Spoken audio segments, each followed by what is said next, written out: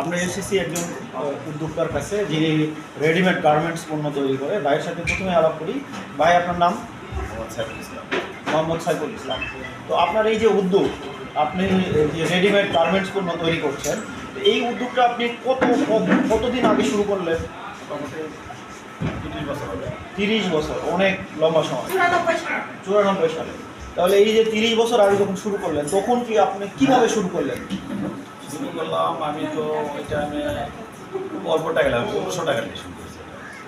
1500 টাকা। তখন আপনার কয়টা মেশিন ছিল? মেশিন ছিল না তখন। কি ছিল? কিনে নিয়ে যাবেছিলাম। প্রথমে কিনে নিয়ে গিয়েছিল। তাহলে মেশিন এই যে নিজে তৈরি করা, এই ধারণাটা কখন আসলো? এই ধারণাটা আমার মনে করেন এটার সাথে যখন জড়িত হয়ে গেল তখন এই ধারণাটা। প্রথমে কয়টা মেশিন ছিল?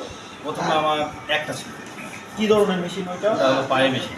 পায়ে মেশিন। তাহলে ওই পায়ে মেশিনে একটা মেশিন দিয়ে শুরু? একটা মেশিনটা শুরু 20টা মেশিন হয়েছিল। 20টা মেশিন হয়েছে। তো এখন এই যে আধুনিক যে মেশিন দিয়ে তৈরি করছেন, চায়না মেশিন, হ্যাঁ, এই কয়টা মেশিন আছে এরকম? এটা মনে করেন 7টা আছে। 7টা মেশিন আছে। এই মেশিনে আপনি কি কি পণ্য এখন তৈরি করেন? এখন পাঞ্জাবি, শার্ট, ফতুয়া। আচ্ছা, এগুলো বিক্রি করেন কোথায়? এগুলো বিক্রি থানা লেভেলে। থানা লেভেলে। এবং আপনাদের শোরুম আছে নওগাঁতে? কোন জায়গায়, কোন মার্কেটে আছে? এটা হলো আপনার পৌর হক আছে। তো সেইখান থেকে আপনারা পাইকারি বিক্রি? হ্যাঁ, পাইকারি। আর বিভিন্ন উপজেলা লেভেলে কে নিয়ে যায় মালগুলা? মালগুলা পার্টির আসে নিয়ে যায়, আমরা টাকা কালেকশন করি। আচ্ছা, পার্টি আপনাদের কাছ থেকে নিয়ে যায়, আপনারা তাদের কাছে টাকা কালেকশন হ্যাঁ, করে হ্যাঁ। আসেন। তাহলে ভাই, একটু এখন আপনার এই উদ্যোগে কতজন মানুষ কর্মসংস্থান হয়েছে?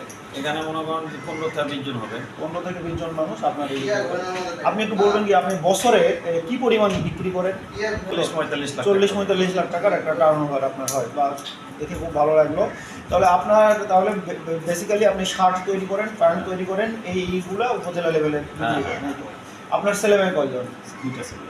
2টা ছেলে। তারা কি করে? তারা পড়াশোনা করে, তার ফাঁকা মাকে হেল্প। পড়াশোনার পাশাপাশি এই কাজে হেল্প করে।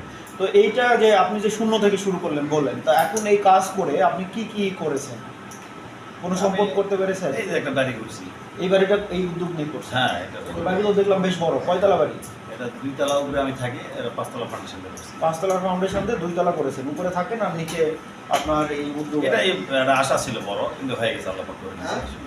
যাক, আলহামদুলিল্লাহ, আমাদের জেনে ভালো লাগলো যে আপনি এইরকম হাঁটি পার করে এত ঘুরে গেছেন এবং 5 তলার ফাউন্ডেশন দিয়ে একটা বাড়ি করেছেন। তো এই উদ্যোগ নিয়ে আপনার ভবিষ্যৎ পরিকল্পনা কি? এটা ভবিষ্যৎ পরিকল্পনা মনে করেন আস্তে আস্তে আমার বড় করার পরিকল্পনা। এই ঋণগুলো যদি আমরা পেতাম, তাহলে এই ঋণ দিয়ে আরও 10টা লোক আমি খাটাতে পারতাম।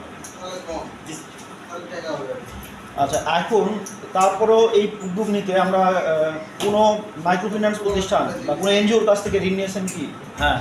কার কাছ থেকে? কোন প্রতিষ্ঠান? এটা মৌসুমীর কাছ থেকে নেওয়া। মৌসুমীর কাছ থেকে কতদিন? মৌসুমী থেকে যুক্ত আছে। আচ্ছা আচ্ছা, খুব ভালো লাগলো। তাহলে এখন আপনার ভবিষ্যৎ পরিকল্পনা শুনলেও জানতো, আপনার কোনো প্রত্যাশা আছে কি যে মৌসুমীর কাছে বা এই আরও কোনো আর্থিক প্রতিষ্ঠানের কাছে কীরকম? আমার এটা মনে করেন আমার তো উদ্যোগটা আমার টাকা হলে উদ্যোগ আমি নিতে পারবো। আচ্ছা, টাকা ছাড়া নিতে পারবো না। টাকা হলে যতটুকু আছে ততটুকু দিয়ে আমি এটা চালাই। আরও পুঁজি সাপোর্ট করলে আমি বড় করতে পারবো। আচ্ছা আচ্ছা, এই জিনিসটা আমার প্রত্যেকটা জিনিস আমার জানা আছে, জানা হয়ে গেছে। এটা মানে এটা বহুত দিন চালাচ্ছি, তো মনে করেন যে এটা একটা অভিজ্ঞতা আমার ভিতরে চলে আসছে। তো ঠিক আছে, আপনার সাথে আলাপ করে ভালো লাগলো। আপনার উদ্যোগ আরও ছড়িয়ে পড়ুক, আপনার স্বপ্নগুলো বাস্তবায়িত হোক, আপনার উদ্যোগকে অনেক ডালপালা এবং পাখা যুক্ত হয়ে এটার দিক ছড়িয়ে যাক, এই প্রত্যাশা থাকে। এখানে আমার তো 10টা লোক খাটে, তাদের তো মনে করেন আল্লাহ পাক থেকে এখান থেকে দিক দেয়, আরও 10টা লোক আমি খাটাতে পারি, মানে এরকম আমার এটা মনে করেন এটা সহযোগিতা পাওয়া যায়। ধন্যবাদ।